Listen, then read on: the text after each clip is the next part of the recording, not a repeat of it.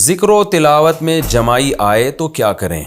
قرآن پاک کی کوئی آیت پڑھتے وقت یا ذکر اذکار کرنے سے بہت سخت اور بار بار جمائی آتی ہے تو کیا اس کا کوئی حل ہے؟ طارق صاحب اسلام آباد سے. آ رہی ہے تو ہاں کر لیں اور منہ پہ ہاتھ رکھ لیں، بس زیادہ آوازیں نہ نکالیں، بے ادبی کی بات ہے.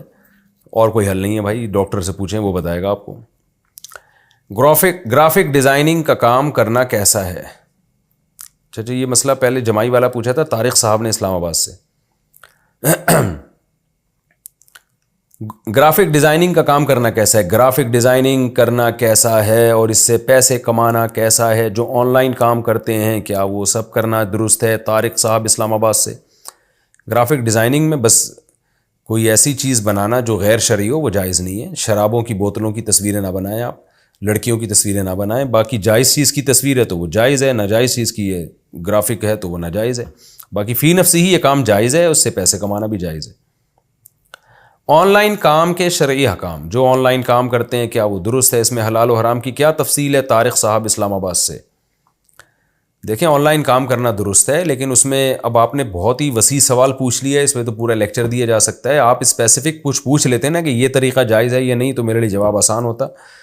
بہرحال آن لائن ٹریڈنگ میں ایک دو تین چیزوں کا خیال کرنا ضروری ہے. بعض لوگ کیا کرتے ہیں، کسی کی کوئی چیز بکوا رہے ہوتے ہیں آن لائن، تو اس میں یہ شو کرتے ہیں ہماری چیز ہے اور ہم سے خرید لو. وہ بندہ خرید لیتا ہے حالانکہ وہ آپ نے ابھی خریدی نہیں ہوتی، آپ کی ملکیت میں ہی نہیں ہوتی. تو یہ عمل ناجائز ہے.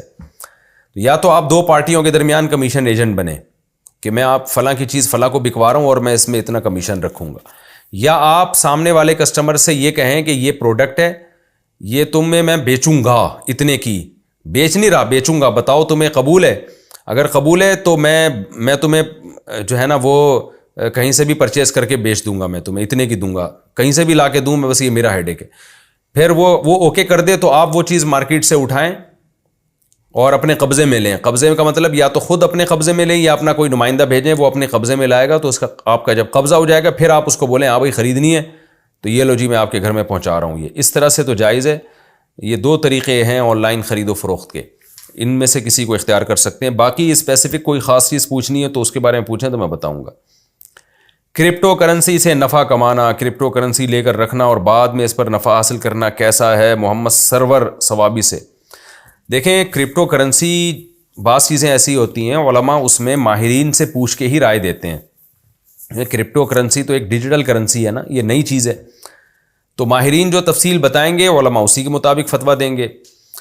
میرے پاس جتنے ماہرین تھے، ڈاکٹر ذیشان صاحب جن کا میں نے انٹرویو انہوں نے میرا لیا تھا یا پتہ نہیں میں نے ان کا انٹرویو لیا تھا یا دونوں نے ایک دوسرے کا انٹرویو لیا تھا، واللہ عالم. ان کی رائے یہ تھی، انہوں نے جو ہمیں ڈیٹیل بتائی تھی اس کے حساب سے جائز لگ رہا تھا ہمیں، تو ہم نے فتویٰ دیا جائز ہے. لیکن ایک اور بڑے عالم ہیں، عالم سے میری مراد کرپٹو کرنسی کے ماہر، جو میرے پاس ان کا نمبر بھی ہے، میں نام بھی لے لیتا ہوں، تھوڑا سا آپ لوگ ویٹ کریں.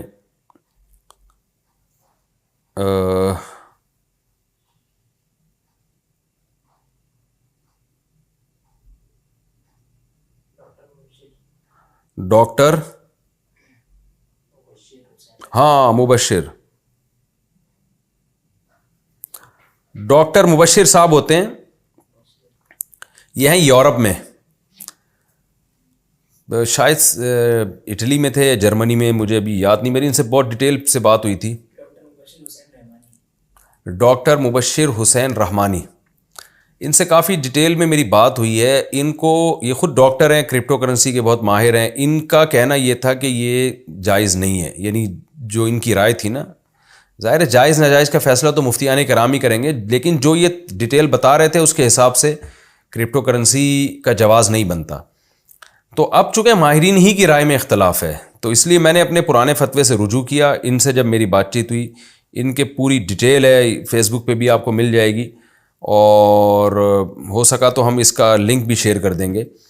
تو اس لیے میں نے پھر اس میں توقف کر لیا ہے. بھائی جو میں نے جواز کا فتویٰ دیا تھا میں اس سے رجوع کرتا ہوں، میں ناجائز نہیں کہہ رہا، کیونکہ ایسا نہ ہو کہ کل پھر کوئی ڈاکٹر صاحب کہیں کہ یہ اس کی ڈیٹیل ہی بدل دیں.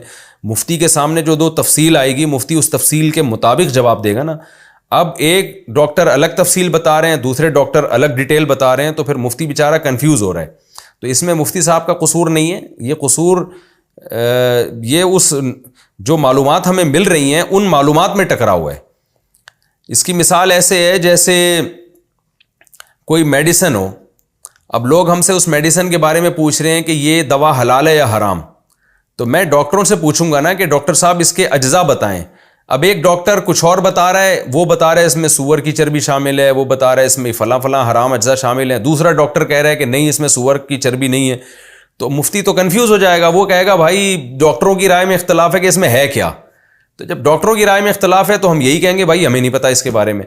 تو اس لیے ماہرین علماء بھی اس بارے میں زیادہ تر نے توقف کیا ہوا ہے, کیونکہ خود جو ماہرین ہیں, جو کرپٹو کرنسی کے ماہرین ہیں, انہی کی رائے میں اختلاف ہو رہا ہے. تو اس لیے جب سے ڈاکٹر مبشر رحمانی صاحب سے میرا رابطہ ہوا ہے, وہ اس فیلڈ کے ماہر ہیں, تو اس لیے میں نے توقف کر لیا بھائی جب تک کوئی چیز نکھر کے سامنے نہیں آئے گی 100% کرپٹو کرنسی کے بارے میں, اس وقت تک ہم توقف کریں گے. جامعۃ الرشید میں بھی جو جامعۃ الرشید کا آفیشیل فتویٰ ہے, دارالعلوم کرنگی کا جو آفیشیل فتویٰ ہے وہ بھی یہی ہے. اگرچہ جامعۃ الرشید ہی میں بعض مفتیان کرام اپنے طور پہ اس کو جائز کہہ رہے ہیں, لیکن جو جامعۃ الرشید یا دارالعلوم کرنگی کا یا دیگر بڑے اداروں کا جو آفیشیل ایک فتویٰ ہے وہ یہی ہے کہ بھائی اس کے بارے میں معلومات ہمیں جو ہے نا وہ کلیئر نہیں ہے, اس لیے سب نے اس میں توقف کیا ہوا ہے اس میں جب تک. اور دیکھیں الحلال ابین والحرام ابین, حدیث میں آتا ہے حلال بھی واضح حرام بھی واضح, اور کچھ چیزیں مشتبہات میں ہیں. تو بہتر یہی ہے کہ جب تک 100% اس کے جائز ہونے کا یقین نہیں ہوتا, مشتبہات میں تو ہے, بہرحال مشتبہات سے بچنا ہی بہرحال بہتر ہے.